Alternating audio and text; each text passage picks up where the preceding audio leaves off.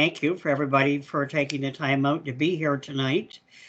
I officially call this meeting to order. The Town of Yarmouth Accessibility Committee for Monday, April the 12th. It's currently 7:06, so here we go. First of all, let's go with attendance. If you could please state who you are and what part you play in all this for record of attendance. I'm Steve Nickel, and I currently work as chair, or currently working as chair with this committee. I'm Jane Walker, and I'm the vice chair of the board or committee. I'm Sherry Graham, and I'm the secretary. Peter, Tanya. Tanya Boudreau, committee member, representative. Oh, sorry, Peter. I just said I'm Peter Hansen, just a committee member. Excuse me. And Tanya Boudreau, committee member, representative of NSCC. My name is François Legrandeur. I'm Town of Yarmouth employee staff. I'm part of the accessibility subcommittee for audits. I'm Derek Lesser, counselor for the Town of Yarmouth.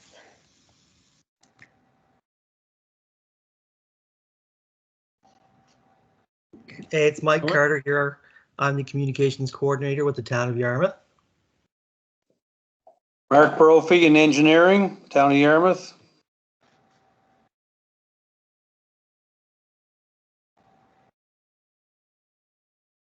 Okay, we got everybody? I believe I was muted. Gildare's Council, Town of Yarmouth. And Tracy. Oh, sorry, go ahead, Tracy. Oh, sorry, Tracy Holmes Carbonell, and a committee member. And Natalie Smith, Town of Yarmouth staff. Did we miss anybody? Okay, I think that's everybody. I think we're good. Chair, I will put up the agenda. Okay.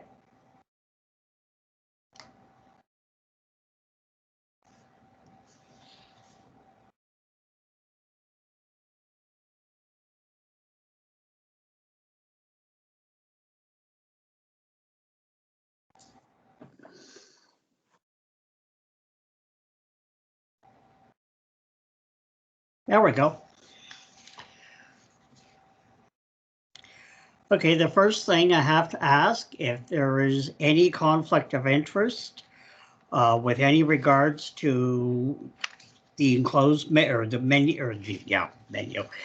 the agenda that we will be dealing with tonight. Please state that now. If we come to a point of conflict of interest, please speak up at that time. The next thing I would like to do is look at the agenda as we see, the agenda that you have in front of you.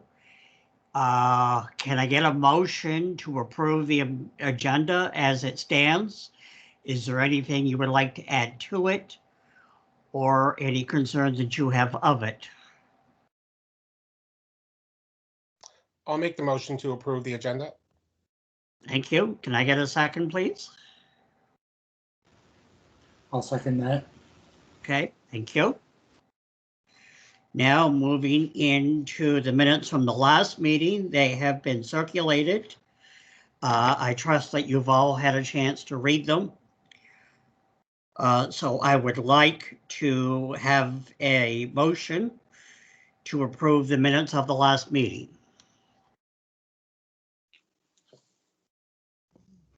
I'll move to approve. Can I have a second, please?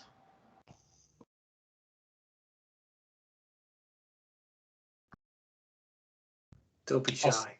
I'll second. Thank you. Then I hereby pass that the minutes be accepted and the minutes from last meeting be accepted. Okay, now we have had a video.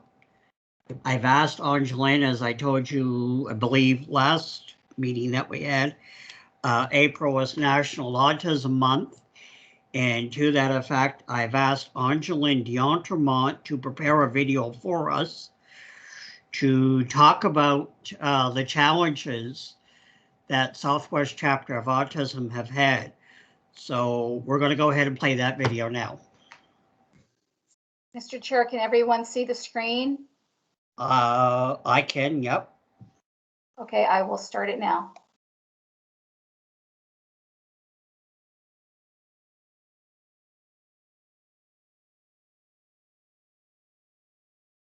I'm not getting any volume. No sound.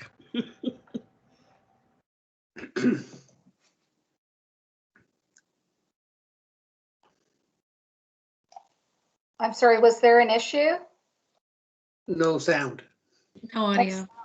Yeah, we're not hearing anything.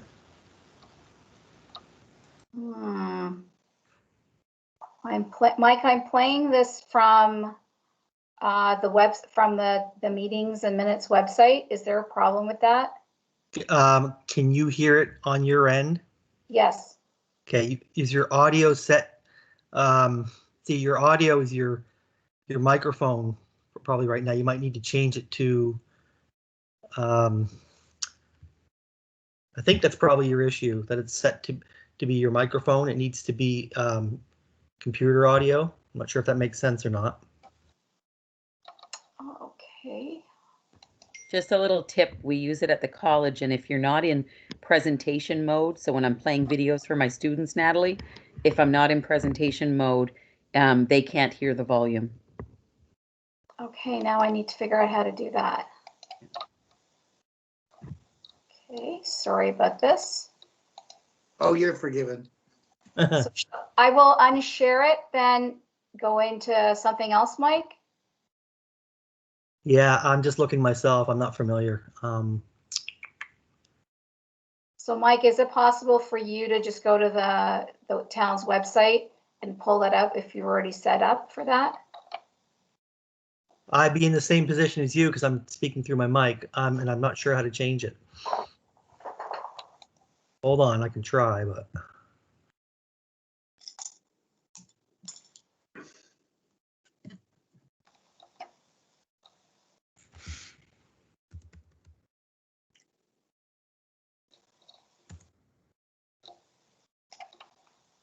I did see that earlier, Tanya, and maybe if I stop sharing, then I'll go back to share content. And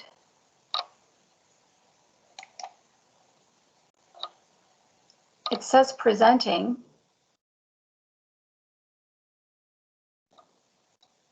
Hit play again.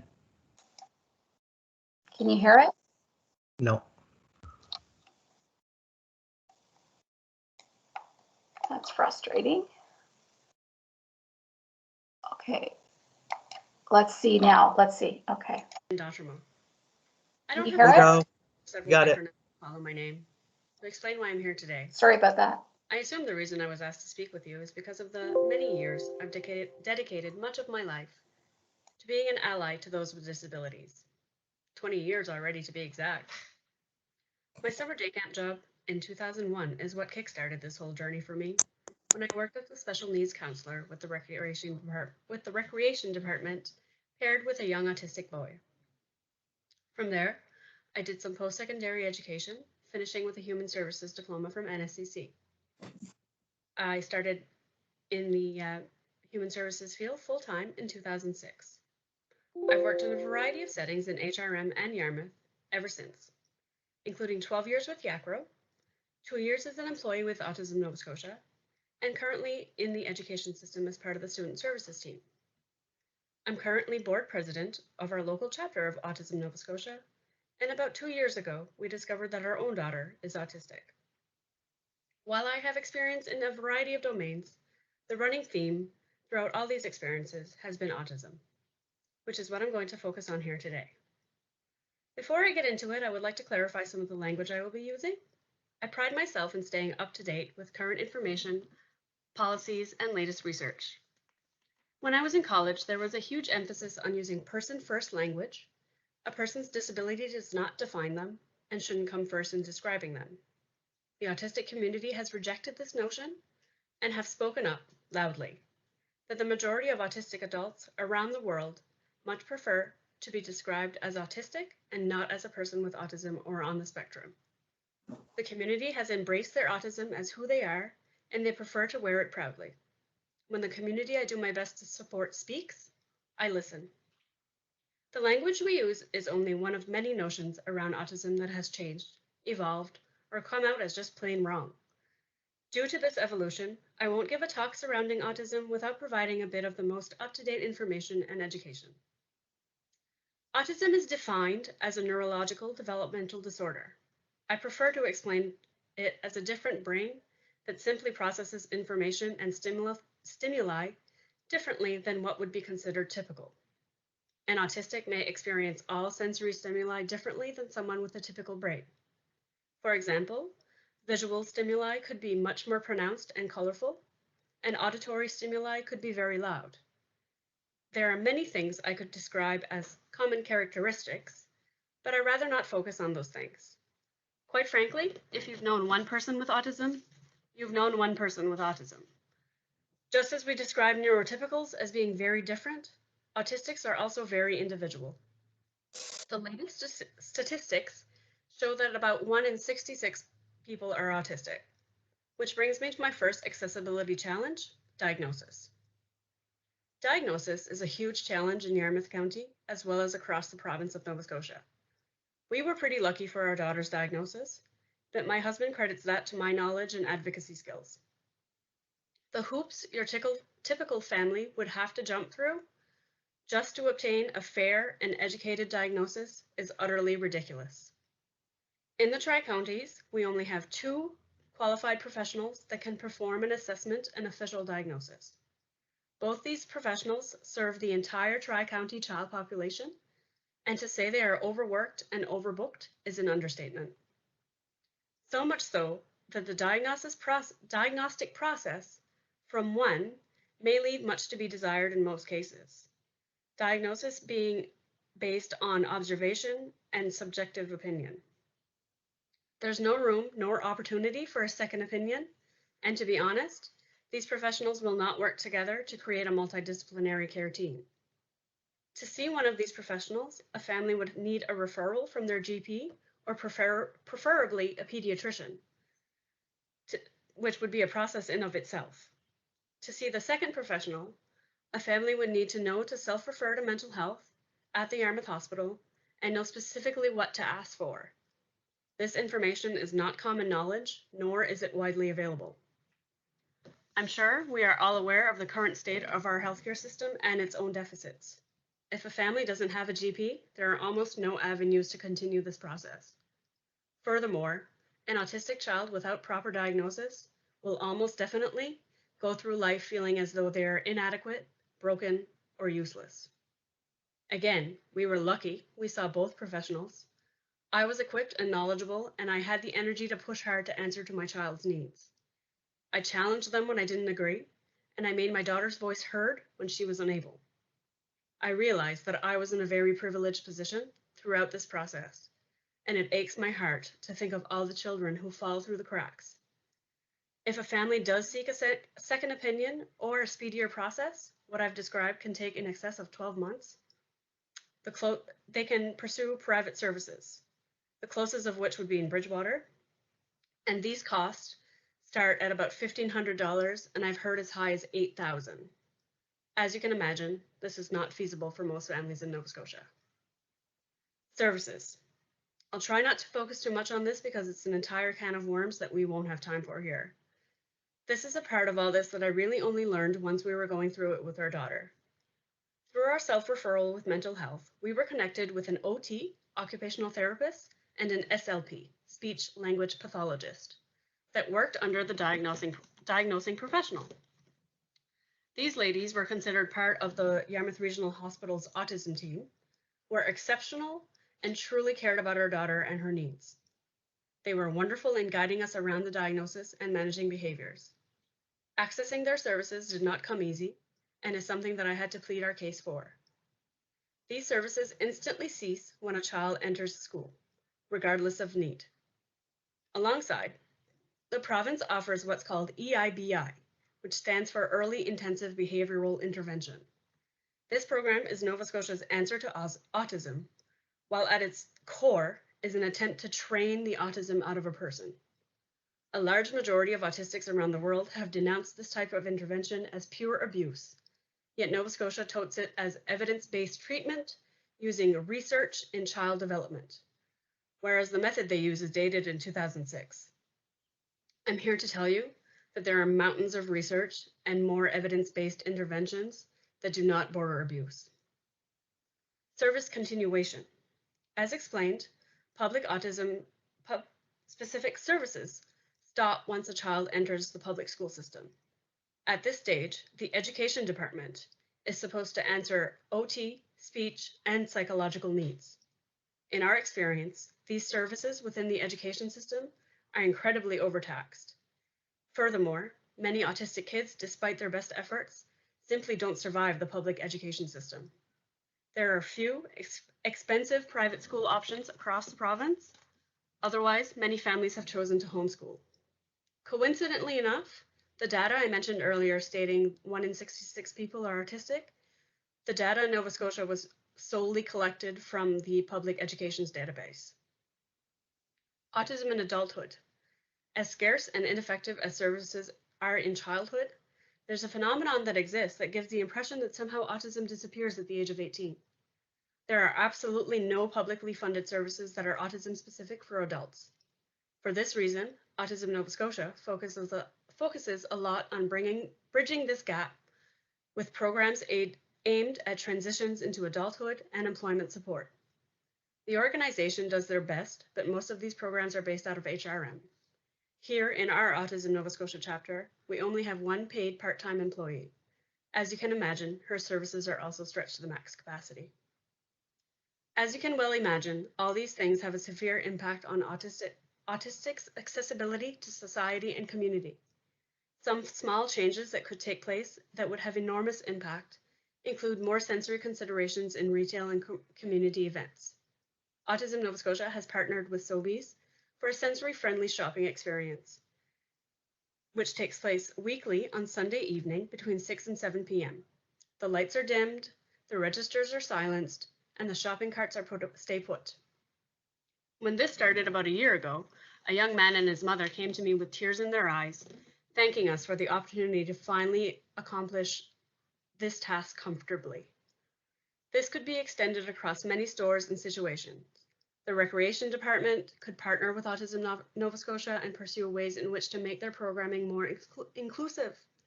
Existing organizations such as Nova Scotia Works could also research barriers to employment a neurodivergent person could face and aid in creating the sufficient supports. Simple considerations around inclusion and acceptance would go a long way in our little town. I would like to finish with a post that I came across on social media this week, which I feel encompasses much of what I'm trying to convey to you here. It reads, "How we view need and those that require adjustments can often be the biggest barrier to inclusion. Do we believe everybody wakes up and tries to be the best they can be with what they already have? Do we truly believe different, not less? Do we presume competency? Do we believe behavior is communication? Do we believe that everybody is capable of succeeding and learning? Do we believe in co-development and empowerment?" Lastly, I would like to extend a big thank you to Steve Nickel for thinking of me and asking me to speak with you tonight. I very much appreciate the opportunity and hope I've taught you at least one thing. Steve has my personal email address, and I would gladly continue this conversation with you or answer any questions. Many thanks. Good night.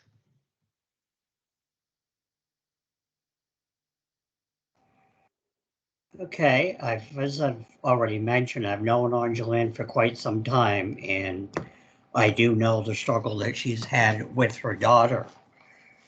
And I've had the chance to talk to other parents that have gone through similar situations. So basically, I just want to open the floor up right now to basically any discussion, thoughts, or ideas that may come from that video. If I might, Steve, I have a nephew who is autistic, and I have never had it explained to me as clearly as I just did. Thank you so much for inviting her. Thank you, Gail. Anyone else?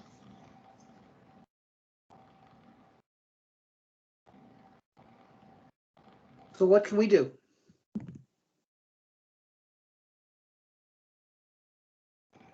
Okay, so the next question we need to look at is how can we best respond to this as a committee that is going to be moving to make this town more accessible for all factors.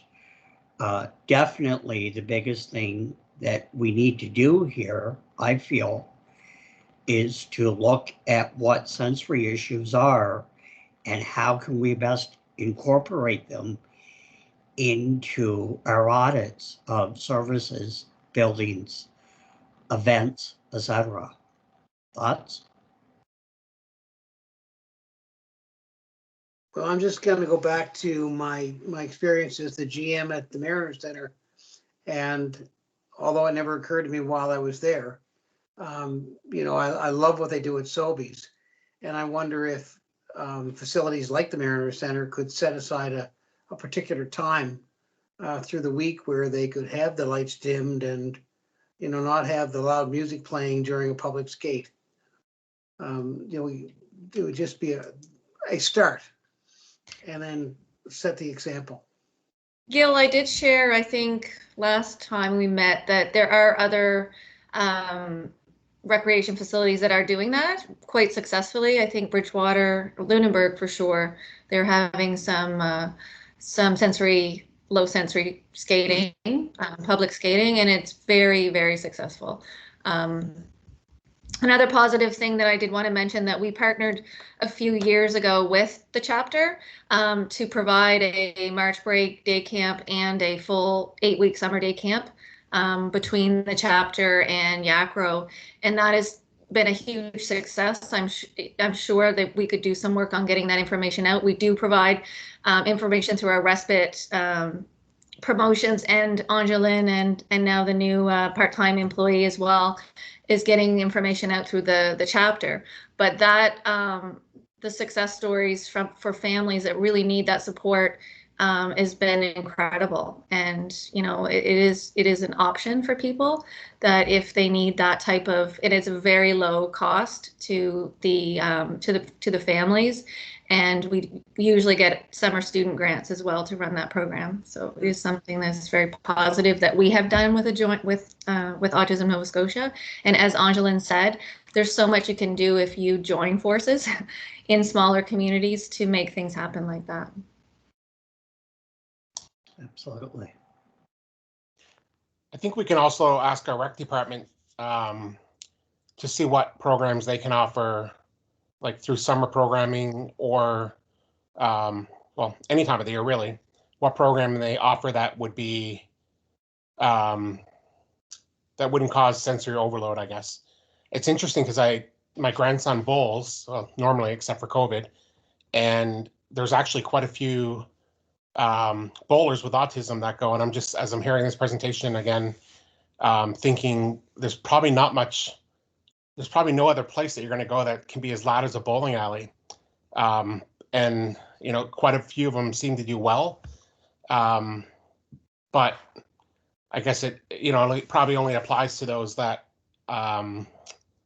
those that do well will go to it and others won't. But there are some things like bowling that you probably could not avoid having the noise. But we can certainly ask our rec department to look at what programming they can offer. Okay. And Derek, to speak to that, to what something that Angeline said in her recording around the range of severity and the uniqueness of every person with autism, we need to remember that maybe for some sensitivity to sound, and some it's light, and some it's crowds. And the other program that I'm not sure, I know Sherry would be quite familiar with this, would be the art program that's offered at the Art Gallery in Yarmouth. And I've had students in Achieve that have participated in it and were very successful when they did the Entrepreneur program, which was funded a couple of years ago. And so I think that partnering with the art, the Nova Scotia Art Gallery is something to consider as well, Steve, where we can work with them, because I can say from my personal experience, many of the students that have come through the Achieve program, art seems to be an avenue that they pursue. Like that's just a place for them to go, and their artistic abilities. Tracy, you would agree, like I don't know what it is about it, but they just seem to they just magnet to it, right? So that program that was offered there was super fantastic. It is, and it will be. I just renegotiated. They were using our community hub down on Queen Street during COVID, just because of the restrictions. And last year they used it a bit. So we're just talking about starting back up again in the fall, and they'll be using our space a couple of times on the weekend, which is exactly why we purchased that space, because there's so much need for different, nonprofits and people that, need an affordable space that works for them. And I know that Autism Arts is phenomenal. Like, it is just a really good program, but they do need assistance as well. I think the biggest thing that I can add to what Angeline was saying is that parents really do need to feel comfortable where their family member is going, that people don't, look at them as one, like as their diagnosis, as she was saying. People are all different. And if we can educate these different groups in our tri-counties and in this area of what, if we can educate ourselves on that piece, I think it will only, help advocate for those individuals, going out into the community, because it is a real fear for the family members to have their family member be part of something, either recreation or social, and not, as Angeline said, feel understood or heard or safe. And safety is a big thing as well. Okay. I've had the privilege of actually taking a few clients to the Autism and Art Nova Scotia program. And it's a lot of fun. It really is. It's fun for everybody. I think I have just as much fun as they do. I would like to move on a little bit, and let's talk about autism in adults. As Angeline was saying, that there's not a lot of programs out there. So I'm going to ask our field, what do you know about autism in adults and programs that are out there?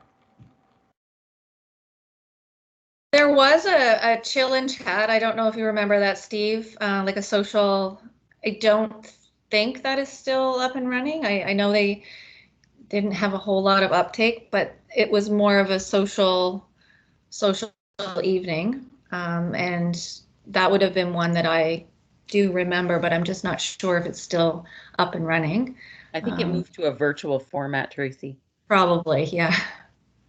So those types of activities are awesome for adults. And I do agree with her 100%. All of a sudden, autism just drops off the radar in adulthood for a lot of people, for accommodation and accessibility and funding. What about employment? I was just going to say, there could be some real supports there available through Nova Scotia Works around employment, because I know that many of the students I work with are heading out. They're at that age of 18, 19, or 18 to 21.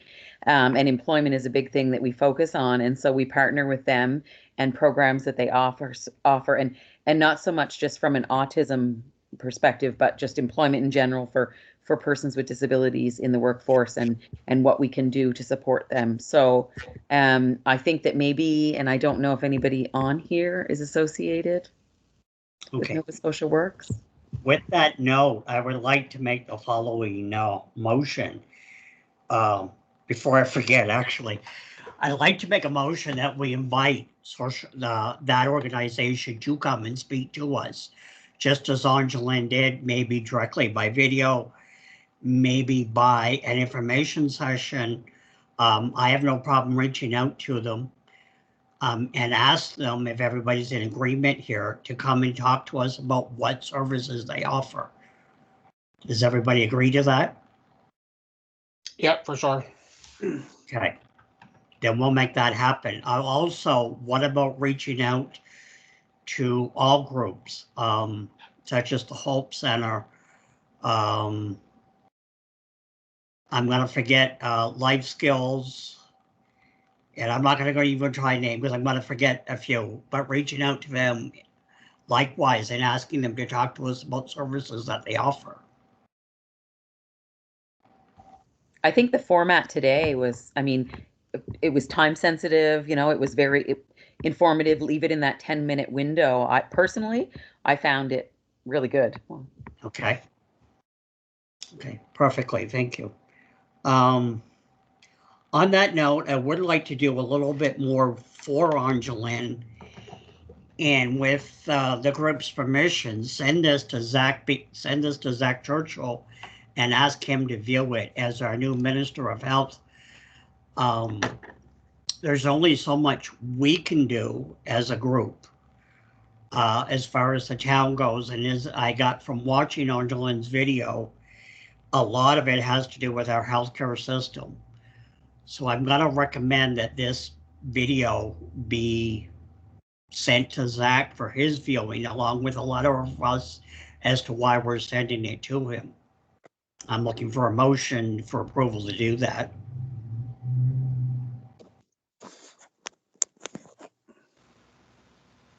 I'll make that motion. Okay, do I have a second discussion on this? I'm just wondering, Steve, if you mentioned that to Angeline. Is she aware of this? Yes, she is. Okay.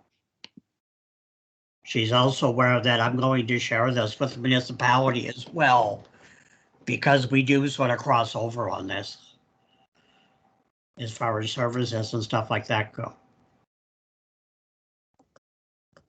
I'll second the motion. Okay, so we'll do up a letter as to why we're sending this to Zach, and we'll ask him to view the video. Okay, do I have any more discussion on this?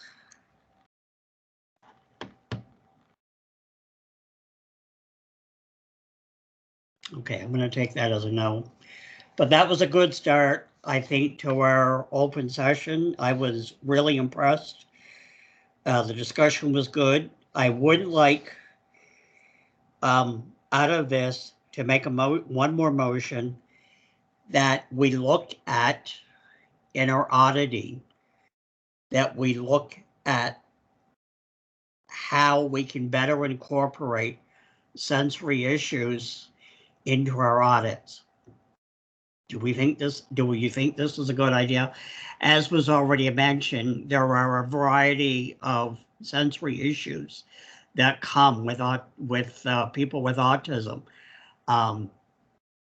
Like Angeline, I've been working in the field for with Yakro for a little over 20 years now, and I too have predominantly working with people in the autism field. I want to say spectrum, but we're trying to get away from that wording. People with autism. One of the conversations that I had earlier is we were talking about when we do audits, say, for example, when we do an audit for someone that is hearing impaired, we're going to look at a building and say whether or not it has a flasher in it for a fire alarm. However, to sue an autistic person that has photosensitivity or visual sensitivity, that flasher goes off and a fire alarm, it's going to be very overwhelming. So there will be some issues there when we come to look at audits. I don't know what the answer is there.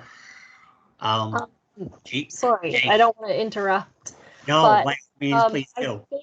I think that Francois, his presentation will cover a little bit more of that later on. There are a ton of categories for the audit. Like, they're very extensive. And it's already like a preset format. That's not to say that we can't add to it, of course. But I mean, it's very, very, very extensive. I think we'll find that the majority of the bases will be covered with it. But Francois has a good, like, quick presentation near the end of our meeting. So, yeah. Okay, perfect. And when we get into the educational format, we could look at, as Tracy provided a poster earlier, that the town of Newfoundland is talking about accessibility with tourists, which I found quite interesting. Yarmouth sort of looks at themselves as a tourist center, a tourist community, and hopefully our boat will be back up and running. Perhaps when we get into the education, the talking to businesses and stuff like that, we can include a sector or a sector that includes sensory issues and help businesses identify what sensory issues are and how they can help with them. Sobeys is a great idea. If you've ever had the chance to go through Sobeys on a night when they have, I want to tell you, it's really peaceful. So maybe we can help businesses get on board with that. What do you think?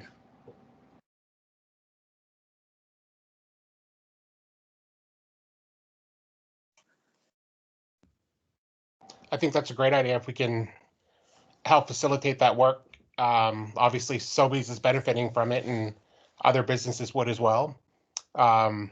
Yeah, if we can reach out to different businesses that would be open to that idea, I think it's a great idea. Okay.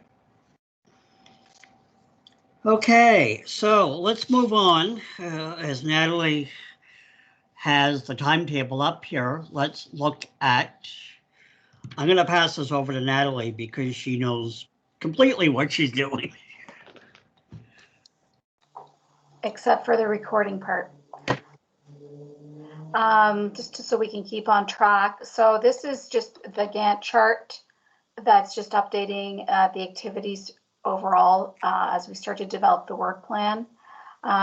So the next big item, and it's on the agenda for us to discuss freely, is what a community engagement session or sessions might look like and what the timeline for that should be. We've tentatively put that in the May category, in the May timeline, and then also to identify what type of exercise that we'd like to do with regards to an awareness session for council. And so those two things are part of the next discussion. We've got Francois on board, and he's on the agenda to give us a little presentation on the Rick Hansen and the auditing process. And some of auditing has already started, but he can talk a little bit more about that. And so we're still on schedule for now, a lot of work ahead. And then the development or the template for the plan, I'm going to start drafting that in May so that we can start to actually flesh out what we do know for sure. And then we can start to fill it in and review it as we move through the process. So are there any questions on the timeline as you see it, or the major deliverables?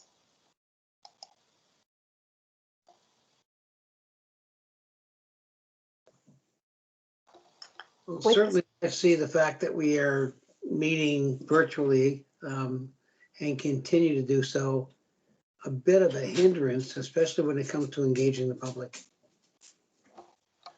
Any suggestions? Yeah, get rid of COVID. No, actually none. I wish there was like some kind of a forum where we could actually have people, more people participate, because I think there's a lot of people out there that would or could, but how do you manage those numbers in a virtual situation?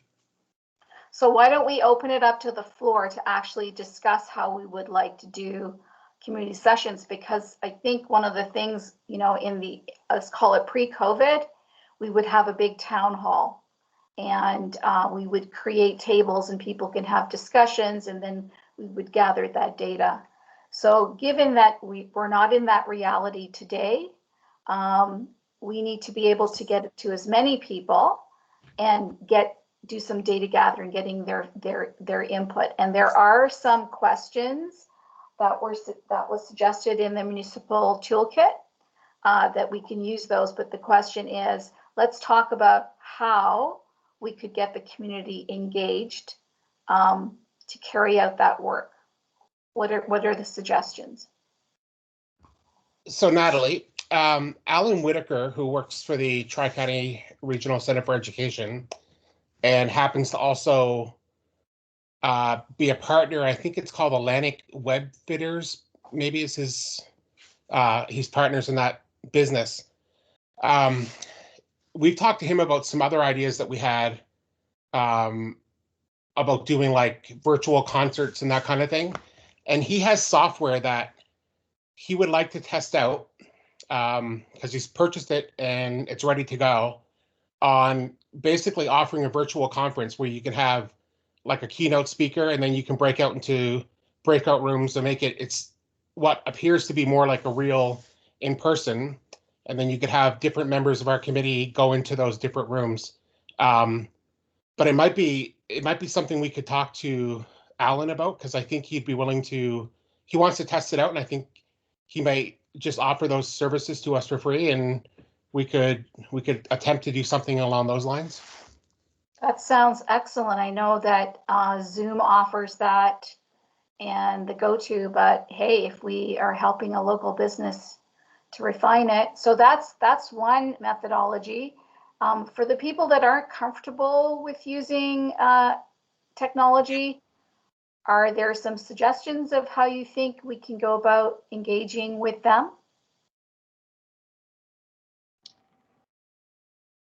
I think my biggest concern is not so much about the method of the engagement, but getting the message out so that people would be encouraged to attend whatever form the message takes.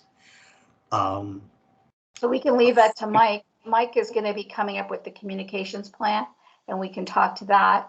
So one of the things in the past, if I could share this, is when we were doing the municipal planning strategy session, our previous planner did planner on the street.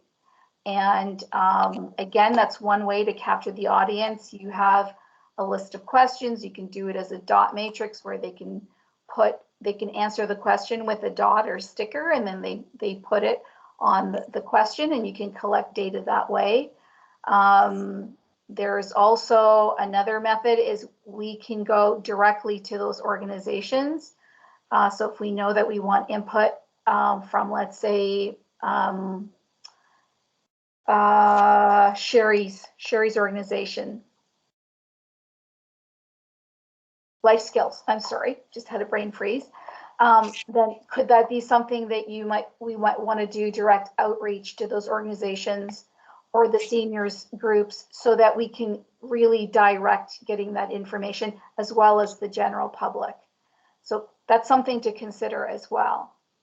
Okay, well, can I suggest, if Tracy's on board here, we have a program at work called Basecamp where we can put out a message. Tracy, what do you think of test trying this idea of putting out a message from you on Basecamp stating that this is what the town's accessibility issue, this is what the town's accessibility committee is, and ask for feedback on what accessibility that as YACRA workers, what accessibility issues they've had, and just see if that works. Yeah, I was actually, as you were speaking, Natalie, thinking of either, that would work, or even, Survey Monkeys, like you could develop specific target surveys to certain groups based on what information we're really looking at. If it's not too lengthy, most people, will do them if we explain what we're, why we're doing what we're doing, and then send out the survey to specific groups of stakeholders for sure. Or as well, we could, have the virtual meetings with specific groups that are like, that are different target for different, sort of like the Newfoundland poster that I sent you. I mean, that was more business oriented to try to, everyone is aware that they have to have their business up to the standards. So I think for a lot of businesses, they're just very unknown, like there's the fear of the unknown. So they did get a lot of uptake on that because they only had so many spots. They had a couple of keynote speakers, and it's more of an education piece directed exactly towards, restaurants and more touristy type organizations. So Mike had sent back to me too, like that's something maybe YASTA might have a mailing list or email list that would be, and they might be able to help us a little bit with that if we're trying to get some information from those groups. Yeah, the chamber can also be pulled in. Because I mean, I think they have over 300 people. Can anyone answer? I mean, with the public health guidelines, are we able to have groups of 10 in person with all of the public guidelines in place? So maybe there, as Gil said, sometimes, if for those people that really want that in person, could we not do some of that as well? So rather than we might maybe schedule them 5 sessions or 3 sessions, whatever's comfortable, but have the maximum amount that would be allowable, and then enough time in between to make sure that everything is cleaned and so on. Is that an option that people would also entertain? I was thinking of that as well, Natalie, because we do have the hub, which is literally a gym, and you could actually have a meeting that's socially distanced. So there are rules around the capacity and how many people you can have, but as long as people are sitting and they're socially distanced from each other, there's opportunity for that. I have been to some of those meetings, not specifically here, but it's not ideal. I mean, to be in a large room, spread, it's not the same feeling, but at least it is in person, and some people do really shy away from the virtual, unfortunately. So within each of the different sessions, however they're coordinated, it will be the same request for information. So it will be, because we want to gather the same data, right? And so there certainly are some suggestions that's been identified in the toolkit. So once we kind of agree or maybe put together a plan of all the different options for doing that community hosting session, then it's basically to articulate this is the information that we're looking for.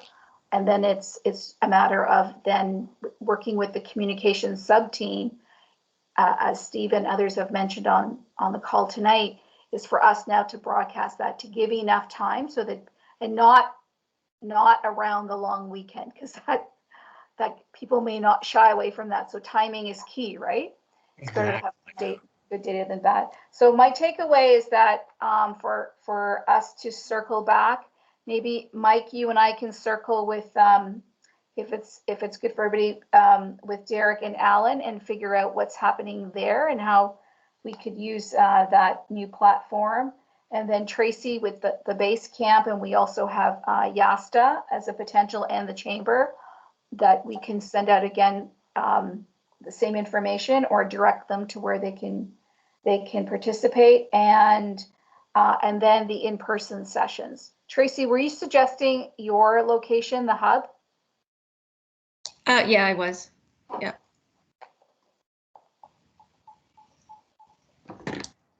So the question is, what does success look like?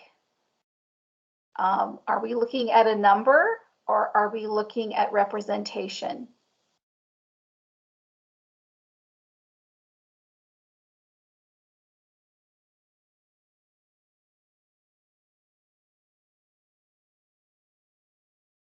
Do we want to target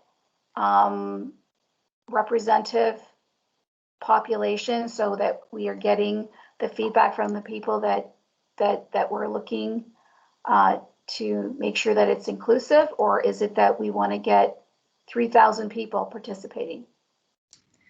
I think, I think Natalie, if I may, combination of both. Yeah, that's exactly what I was going to say. Yeah, I agree with Gail there. I think the most important part is to be sure that we get our message out there strong, that this is who we are, and we want to hear from you if you're having an issue. There maybe some people like just don't want to complain, or maybe some people, like we just said, don't know how, or maybe some people just don't want to be bothered. But our message has to include what we're really all about, that we're not just out there to talk about Sally Joe from Queen Street who's having trouble getting her out of the door because there's snow in the way, that we also want to talk about the businesses that maybe need to make adaptations to the way they do things in order to better serve the people in that they're serving. I think we're looking at a combination of both. We want to get our message out that this is what we're about and we want to help. So I just want to maybe very quickly just go over like the 5 questions that we're seeking input for, and this is from the guidance of the toolkit. So it said, what are the barriers to accessibility in your municipality? And in brackets, it says, remember to ask about all areas of accessibility, not just building or public spaces. So that goes to some of the things you had mentioned earlier, Steve. The next one is, what are the top priorities for improving accessibility in your municipality? The next question is, what is already working well to make your municipality accessible? And then the last question is, who is doing accessibility work in your municipality? What can your municipality learn from them? And who can your municipality partner with on the work? So if we were to use those 5 questions, which a lot of the municipalities as they're developing their plan have used those, then that would give us a cross section of how people view their municipality. So again, this plan is about the built environment, goods and services, education, and HR or employment as it relates. The lens is the municipality. And obviously the good work that you guys are doing is an example that can be provided to businesses and other organizations of how they can go about doing. So I think part 2 of it, past developing a town plan, will be the work of this committee and the members on it, is about that other part. That phase 2 is about how do we get beyond the municipality and get into the business areas. Because hopefully by then there may be more knowledge, because the built environment legislation and all of those things will come out. So those are yet to happen. Does that make sense? That's a great part 1. Right. So does that make sense, everybody? That we've now got the 5 questions, and now it's about organizing how we're going to get that engagement using all the tools. And then for those that on the committee is, how you want to participate.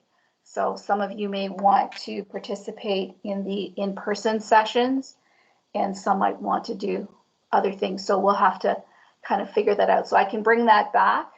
The next meeting is May 3rd, but what I would suggest is we might want to do an interim meeting, as Gil was saying, so that we can make haste with it. So does that make sense, just from the part of the community engagement piece for discussion?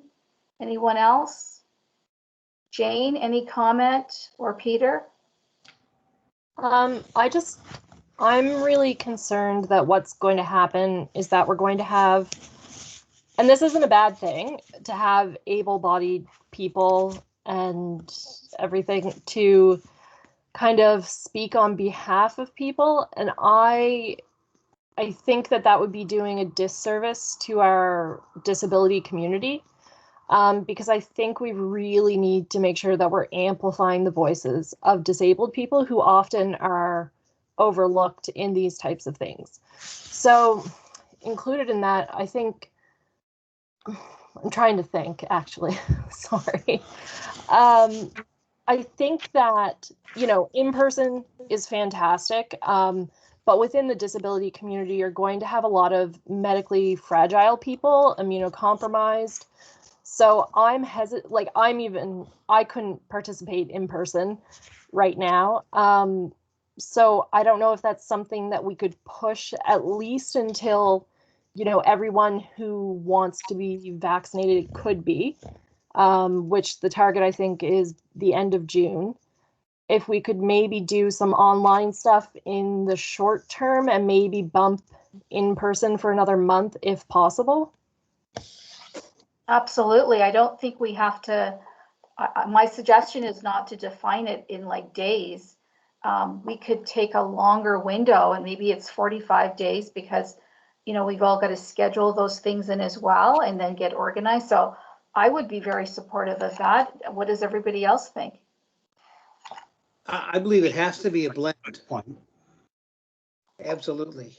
To speak to what Jane's saying, there's a lot of people that would not engage in person, but I think we have to offer that option. I agree as well, Gil. I think it will take a combination of many different avenues to get, if we really want the engagement.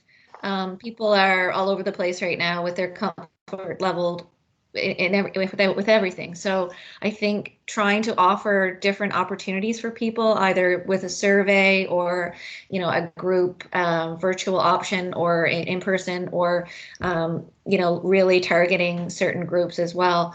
I think it will take all of it if we really want to do it well. So it's not a bad idea. It might even take identifying certain people to be interviewed. That's correct. Right. We may need to go to certain people that we've identified as their voice is needed to be heard, and maybe they don't fit any of the other options. So yeah, that definitely is a really good idea. I think if we can be creative that way, it would be more beneficial for us.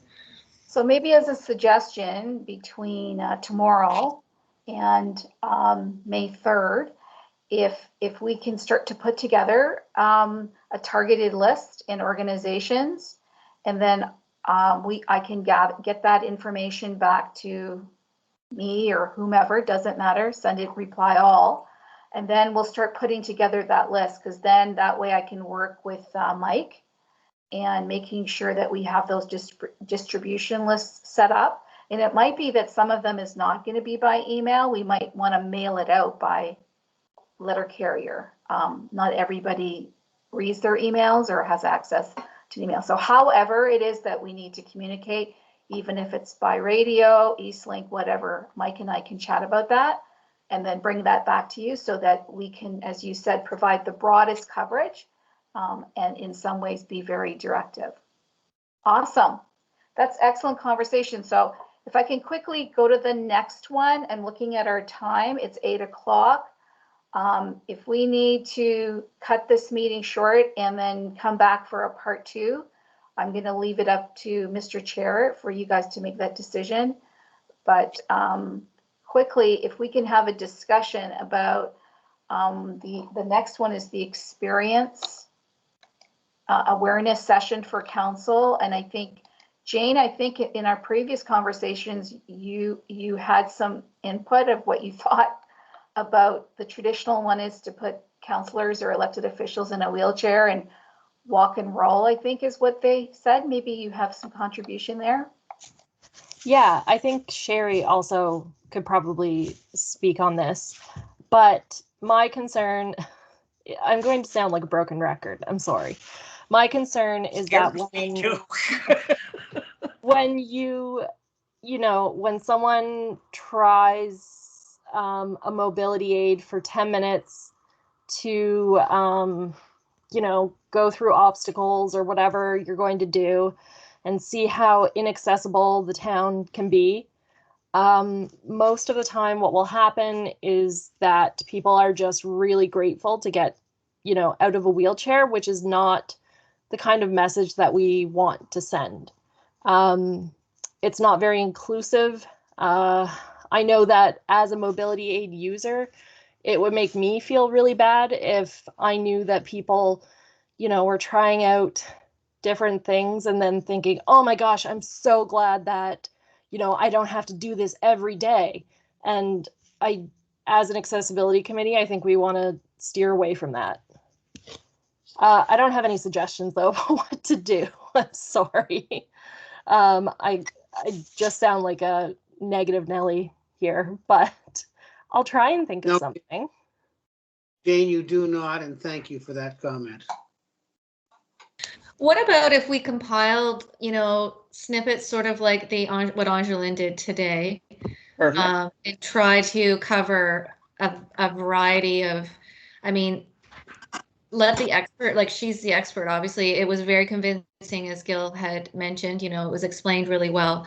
And if we could get a really good variety of those small, under 5-minute videos, that would help council quick, in a short span, understand some of the accessibility issues in our town from people and advocates in the town, and what's working, what is working really well, what's helping.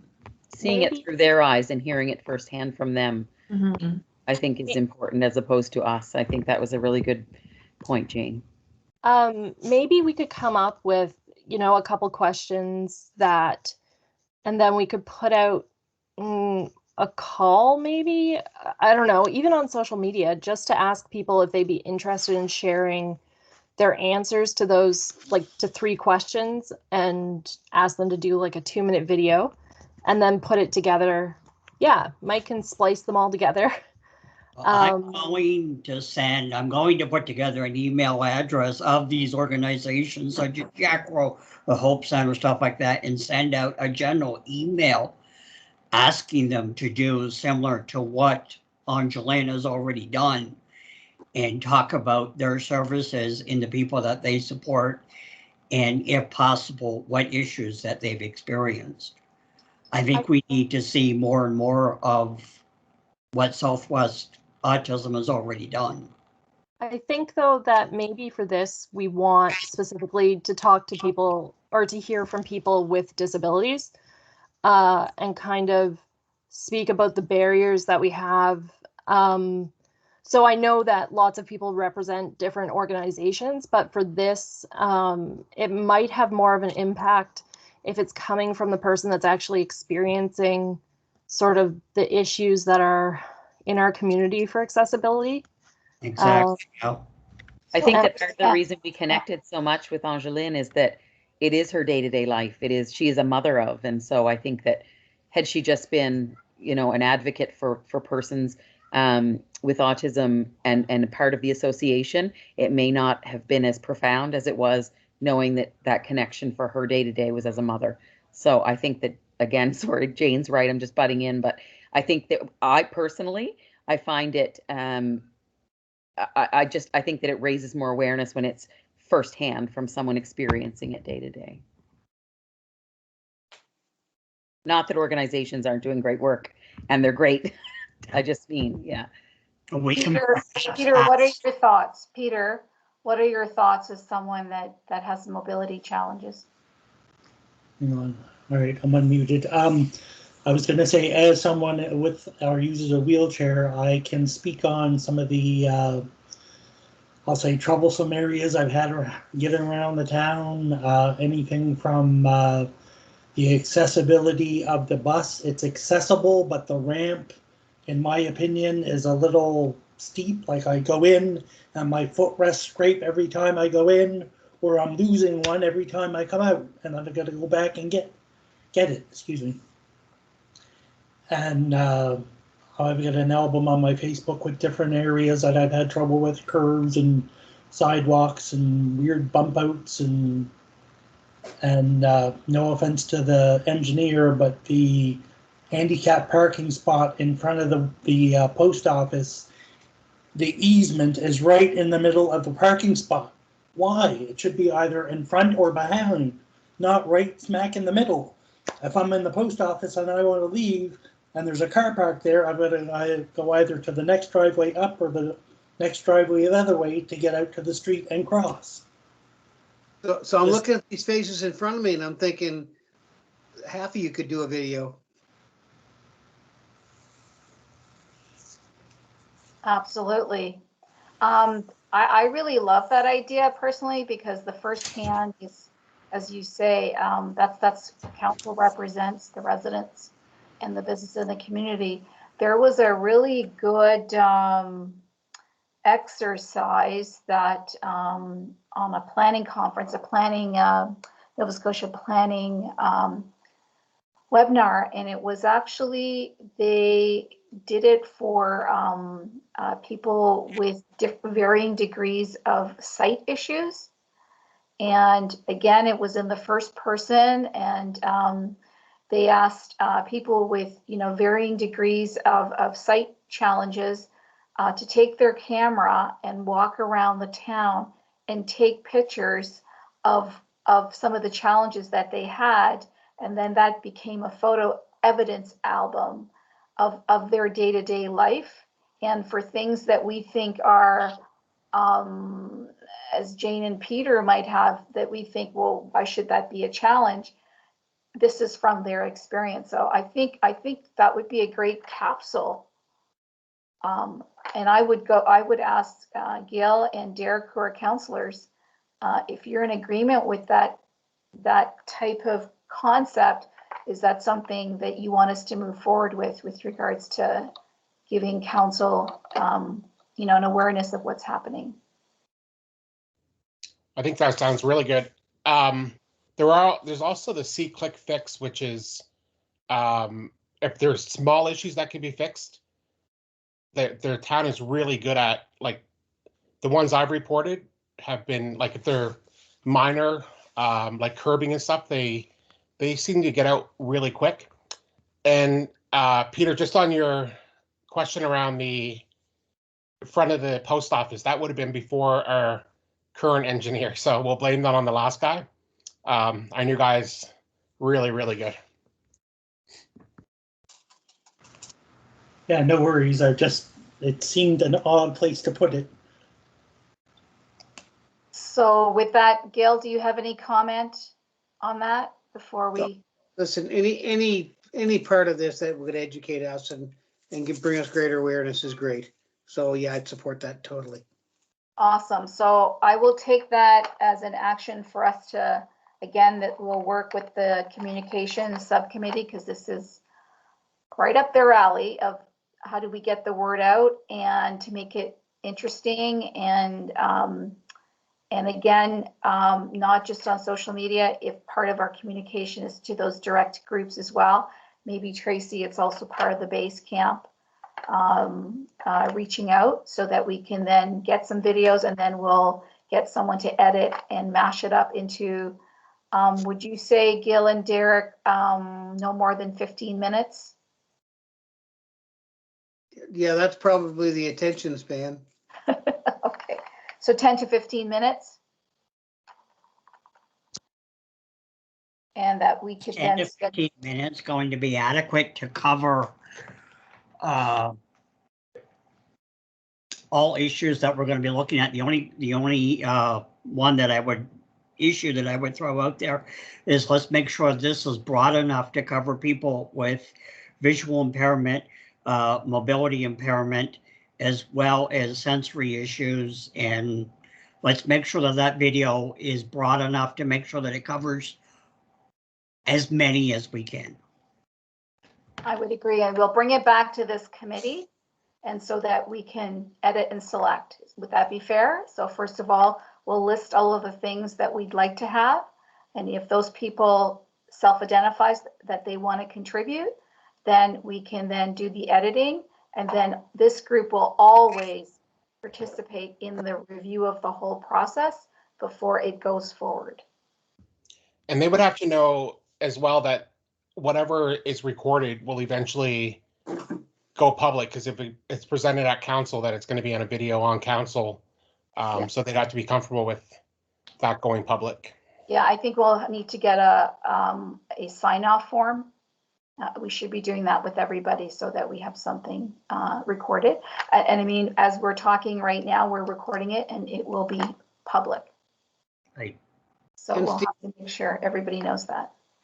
Even just to comment that, like, when I say 15 minutes, I think the challenge here is to present a message that gets people thinking, that challenges them to think, that exposes them to the concerns, but without going into huge detail because they'll drift. So if you combine those messages into short, powerful statements that make people think, that challenge them to think, I think that's a lot more effective.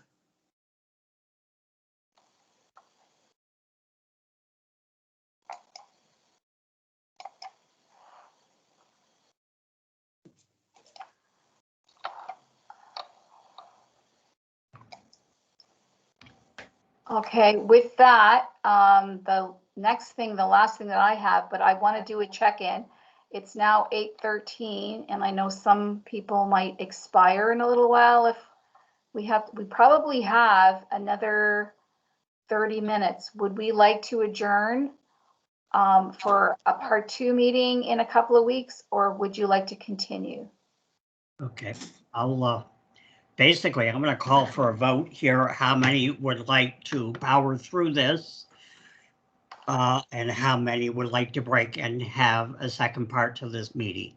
All in favor of power throughing, raise your hand. Aye. All in favor of breaking for a second meeting, raise your hand. Okay, it looks like we're going to power through. So I think, Mr. Chair, the next thing was just for me to go over the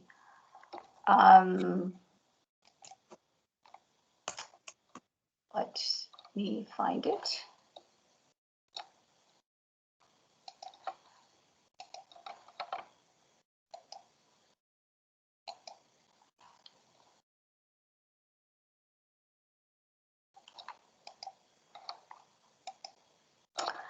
The workshop. Can everybody see this?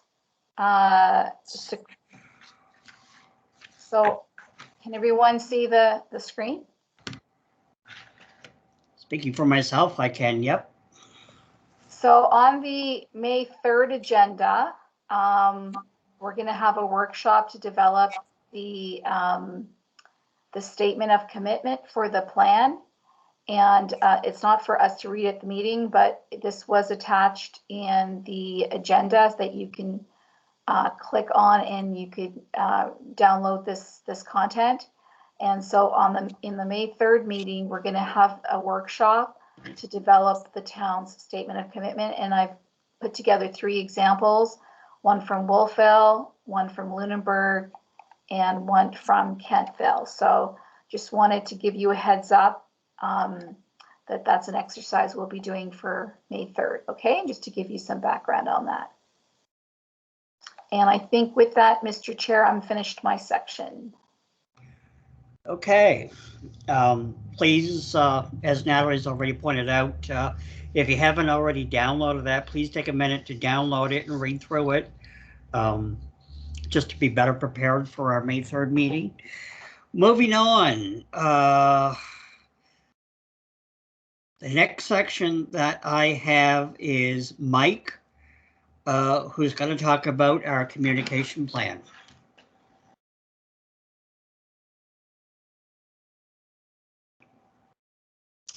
Yes, so I received some good feedback. Can everybody hear me okay?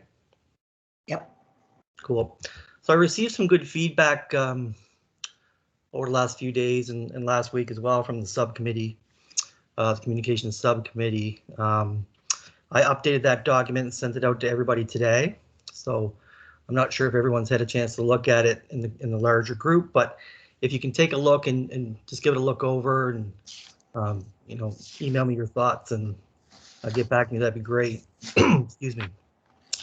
That's going to change a lot, I think, based on some of the conversations we're having here tonight in terms of how we're going to approach things, especially in terms of going to directly to specific groups. There's not really much outlined in the plan right now, but we'll update that this week as I work with Natalie on that.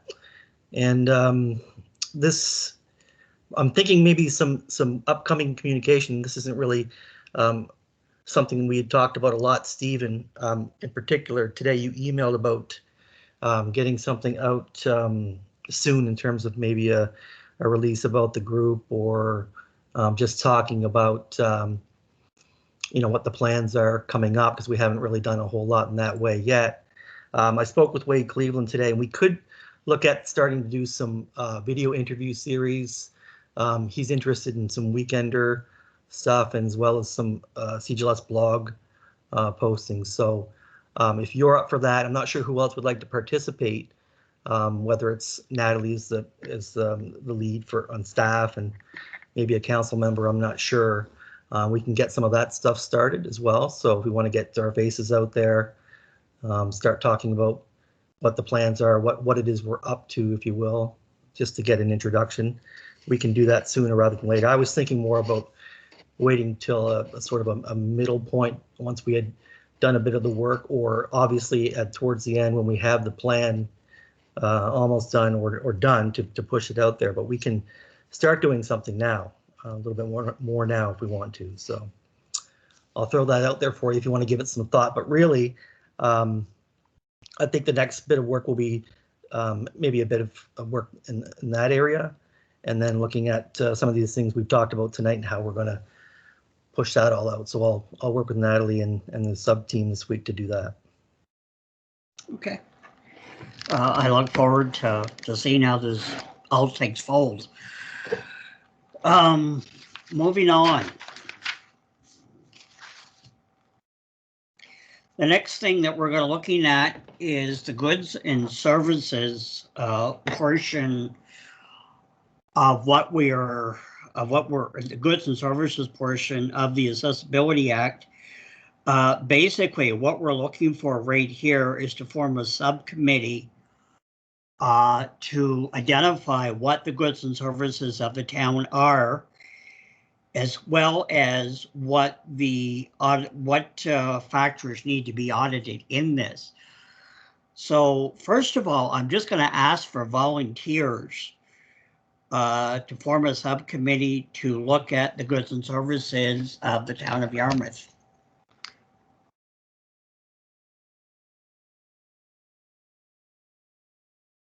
Okay, don't all jump at once. Anybody? This is Tanya, Steve. Can you clarify a little more and maybe everybody else knows what that means, but I don't. I'm sorry. Okay. Natalie, do you have, I don't even have it here in front of me, but the Nova Scotia, yeah, okay, that'll do. Basically, what we're looking for here is the town offers goods and services such as handling meetings, town council advisory committees, overseeing communications to the public, providing customer service counters. One experience that I had this week is a simple RCMP search. I know we're in the midst of a virus pandemic and stuff like that, but I've had this search done twice, and every time it's been an issue. This past time, a greater issue. As most people know, I'm hearing impaired, as well as breathing impaired. I have severe asthma.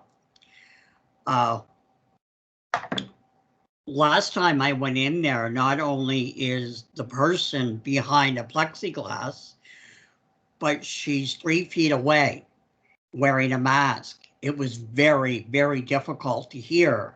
And yet I had to communicate with her about my needs to do a RCMP search for clearance.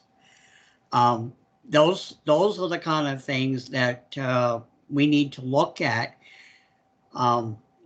with regards to the town, as well as we see on the list here, emergency services, parks, trails. Do these services meet the needs of all accessibilities? Have the barriers been removed? As far as being able to assess them, as far as being able to be accessible to all community members. Does that clarify anything? It does. Thank you, Steve. I'd be happy to sit on that subcommittee. Okay, thank you. Anyone else? I have Gail. Is that you? Are you volunteering? I'm going to pull the people up here. Okay. It's Steve, I'm on that one as well. It's Natalie. Pardon me? I'm on that committee as well. It's Natalie. Okay, Natalie, okay. Great. So I have Tanya, Gail, and Natalie. That's probably all we need, unless there's anybody that really wants to jump in. Okay. We will be in touch. I'll work through Natalie to get in touch with everybody, and we'll set up a time to meet and establish what the services, goods and services of Yarmouth are. Okay, moving on. I'm losing my notes here. Next, we're moving into a presentation of audits, of building audits. Is that correct? That is correct, team. I think Natalie's going to be driving the presentation. I'm coming to you remote from Truro, so I have my notes here, but Natalie's going to address the slides once the presentation is ready. But while she's getting the presentation ready, I just got to talk a couple of talking points about the evaluation criterias. I just want to touch base a little bit with the members here. There's concerns about our autistic community's needs may not be addressed. Well, I'd like to just point out that some of the criteria in our evaluation, they include sound absorption, task lighting, color contrasts, elevator flooring colors and shades, and that, for a person with anxiety, for example, knowing that going into an elevator with a dark floor would be really, really stressful. That person may also be autistic. So I'm not a specialist in that, but I want to assure you that there's a lot of criteria through the Rick Hansen accessibility audit that will address a variety of personal issues or constraints that some of our residents may have. I hope that answers some of your questions. So without further ado, let's go through a presentation. It won't take too long. So basically, Town of Yarmouth is going to go through properties and building accessibility audits. So in the audits, we have three main components. There's categories, elements, and features. Now, within each category, we can start with the three components, like there are building blocks themselves, but within those, we have fixed categories. Now, those categories right there, they're not used in all the audits. If you see down here at the bottom of that page, you got trail and pathways. Well, we just started doing an audit on the town hall, and trails and pathways doesn't apply to town hall. Having said that, you got another one like Sealit Park, for example. There's limited interior circulation at Sealit Park. So within the audit categories, not everything applies to all the properties we're going to go through. So if we slide to slide number 4 for Natalie, perfect. So that one there, we're looking at interior circulation of town hall. Okay, within town hall, we need to look and assess a lot of specific elements, elevators, interior stairs, innovation, path of travels, and all that. Elevators and interior stairs, it's all about getting around. And notice that we're not looking at sanitary facilities or lighting here. These are all parts of other categories. Now, again, not all of the elements will apply. We don't have escalators or moving walkway, the other category at the bottom there. So for slide 5, we want to do just a little bit of give you an idea of what some of the features are for town hall. If we just look at interior doors and doorways that we've done last week, you look at the many features that you have in front of you there.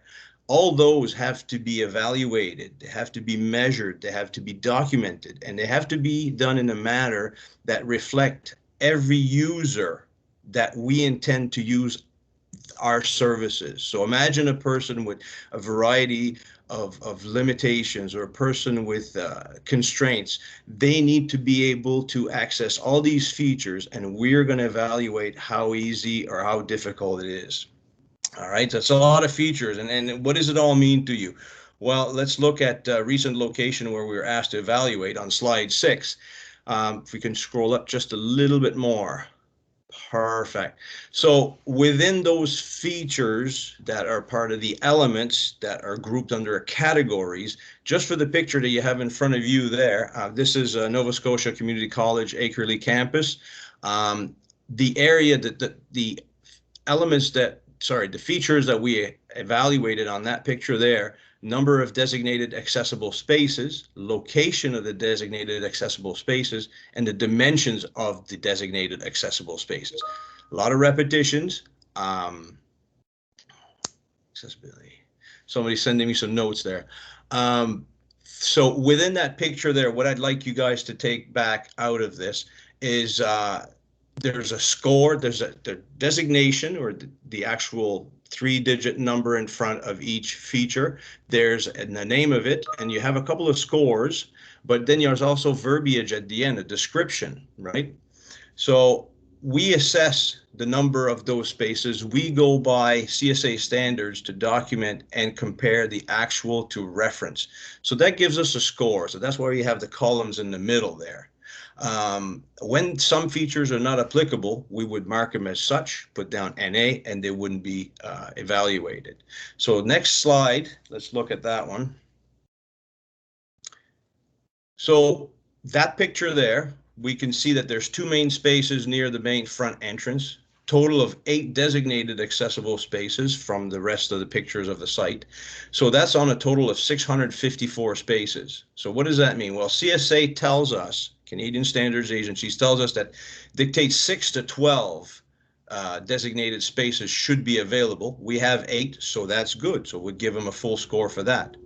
Also, the site users report spaces are mostly available. Now, that's through our connection with the campus. We found out that the users use them, and yes, they are usable. We also assessed the location of the designated accessible spaces and also their sizes. So the location, well, how far is it from the door? Is it through a difficult to navigate pathway? Again, those are all criteria for evaluation. So one example here that we're looking at, we have access lanes. One is on a curb cut, the far left of the picture, whereas the one parking spot to the right has no access to the curb. So for a person coming out of that secondary parking spot, they'd have to go behind the vehicle to access the curb cut to get onto the sidewalk. So there's a challenge there, okay? So all this, well, at the end of the day, what we try to generate is a scorecard. And again, the 3 features we just looked at, the parking, general vehicular access, and innovation, that's the top of the sheet there, vehicular access you have there. We saw 3 features, 111, 112, and 113. Basically, they were scored, and the scores for us, the scores for the person requesting the rating, is non-compliant up to 59%. So you'll see the 4 yellow boxes at the top of the screen on the right-hand side. That's what this decides whether or not a site is in compliance or not compliant. And then if you have a score of 80% or above, you get gold accessibility certified. Now, the score that you see there from the evaluation is only good if there's a minimum mandatory accessibility that's been required or that's been reached. And if your site has no public access that's accessible, or the access is not given to all key functional spaces like bathrooms or washrooms or meeting rooms, then you can't be accessibly certified because you haven't met the minimum requirements. So references, well, where do we go and get the information, or how do we know whether or not an entrance or a slope or a doorway is standard. Well, next slide, we'll have a look at another tidbit of information. And this is a page right out of CSA 651 that shows us the dimensions for a toilet stall. You notice there the minimum dimensions, basic descriptions, and in the text that we use for evaluating, it gives us a lot more information, more written comments about it. So you can see that there's a lot of different variables that need to be taken into account when you either build one or repair one or refurbish one. Another example, and this will be the last slide here, slide 10, for a curb. So we're talking about curbs, and I think one of our members was mentioning how difficult the access to it because of at the post office. Well, some of the guidelines that constructors or contractors need to abide by is, the right dimension for the curbs, the right location too. So all that has to be evaluated when we do an audit on a property. That basically sums up what we have to do. Very brief overview of what we have to do for until next February on almost 40 different properties and trails. Any questions? I have a question. How long does it take to complete one property or one building? For example, on the town hall, we've put about 8 person-hours just collecting about a third of the data that needs to go in the rating that will be published. That includes going through the functioning of the elevator, for example, including pictures and everything else. So there's 2 big parts. One is the gathering of the information. 2 is tabulating and creating the report. But yeah, does that answer your question? Perfect. Anybody else?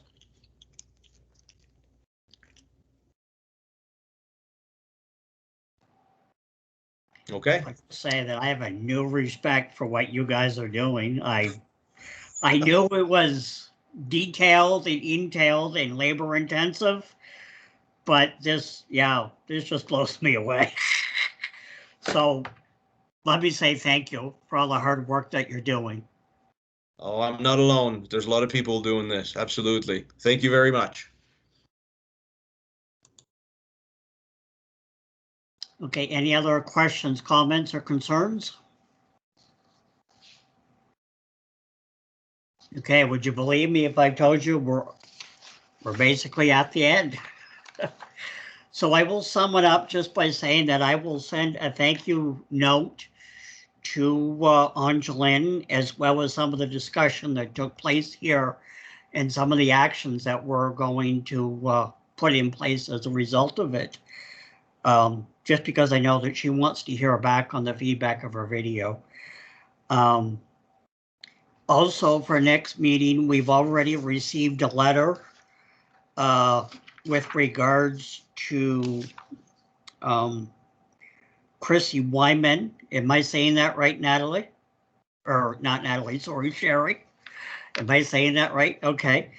And she has written us a letter, which you will all get a copy of just before the agenda comes out. Please take a moment to read through it, and we will be looking at some of the concerns that she has and how we can best address them.